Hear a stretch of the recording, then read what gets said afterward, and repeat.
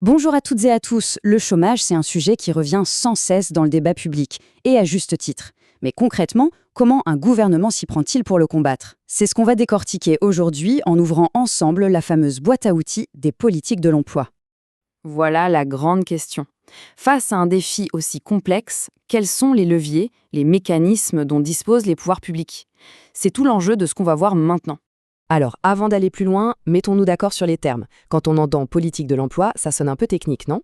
En réalité, c'est tout simple. C'est l'ensemble des actions que l'État peut mettre en place pour essayer de faire baisser le chômage, que ce soit en créant des emplois ou en protégeant ceux qui existent déjà. Et là, c'est un peu comme chez le médecin. Avant de prescrire le moindre remède, la première chose à faire, la plus importante, c'est de poser le bon diagnostic. Eh bien, en économie, c'est exactement la même chose. Pour lutter efficacement contre le chômage, il faut d'abord comprendre de quel chômage on parle. Et justement, voici le premier grand diagnostic à faire. On distingue principalement deux grandes familles de chômage. D'un côté, on a le chômage conjoncturel. Lui, il est lié au haut et au bas de l'économie. C'est un problème de court terme. Et de l'autre, on a le chômage structurel, qui est beaucoup plus coriace, car il est vraiment ancré dans les fondations du marché du travail.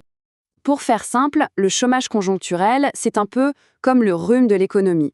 Quand l'activité ralentit, que les affaires vont moins bien, hop, les entreprises embauchent moins et le chômage grimpe. Mais dès que l'économie repart, il a tendance à redescendre. C'est vraiment le reflet du cycle économique. Par contre, le chômage structurel, c'est une autre histoire.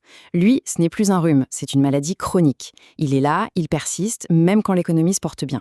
Pourquoi? Parce qu'il y a des problèmes de fond, des métiers qui disparaissent, des qualifications qui ne sont plus adaptées, ou encore des règles qui peuvent freiner l'embauche.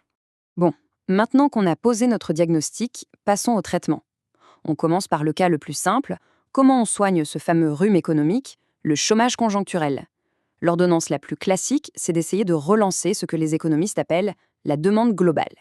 L'idée, qui nous vient notamment de l'économiste Keynes, est assez intuitive.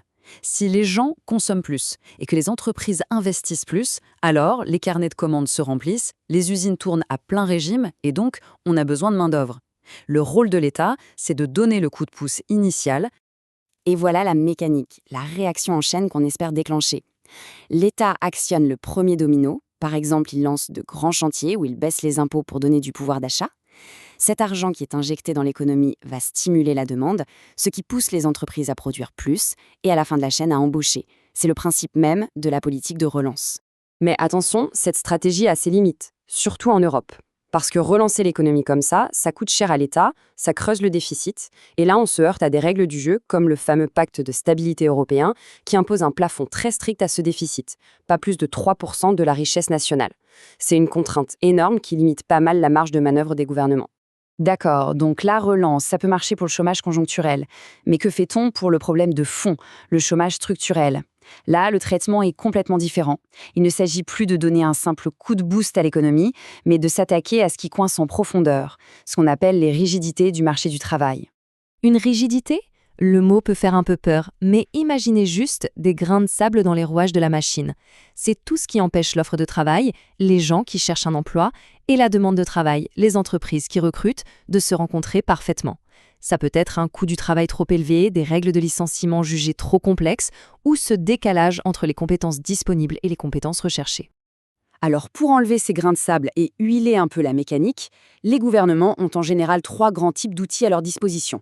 On peut essayer de baisser le coût du travail, on peut miser sur la formation ou on peut chercher à rendre les règles du marché plus souples. Le premier levier, c'est donc d'agir sur le coût du travail. Pour un employeur, le coût d'un salarié, ce n'est pas que son salaire net, loin de là. Il y a toutes les cotisations sociales en plus.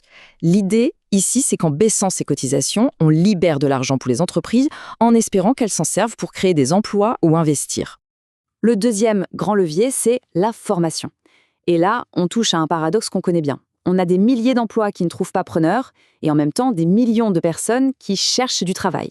C'est le fameux problème de l'inadéquation des qualifications.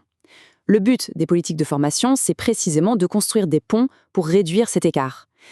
Et enfin, le troisième levier, c'est souvent celui qui fait le plus débat, la flexibilisation. Le principe, c'est d'assouplir les règles du jeu, que ce soit pour embaucher ou pour licencier. L'argument derrière ça, c'est de se dire que si une entreprise sait qu'elle peut s'adapter plus facilement en cas de coup dur, elle aura moins peur d'embaucher quand les affaires reprennent. Alors voilà, on a vu les deux grandes approches. D'un côté la relance, de l'autre les réformes structurelles.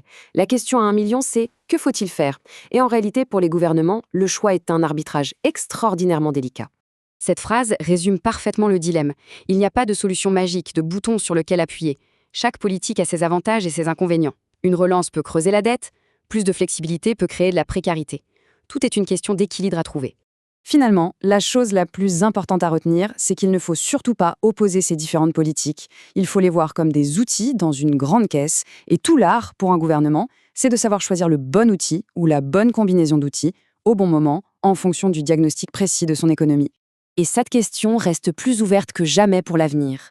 Face aux immenses transformations qu'on vit, la révolution numérique, la transition écologique, comment est-ce qu'on doit adapter cette boîte à outils? Quelle sera la bonne recette, la bonne combinaison pour viser le plein emploi dans le monde qui se dessine? C'est tout le défi qui est devant nous.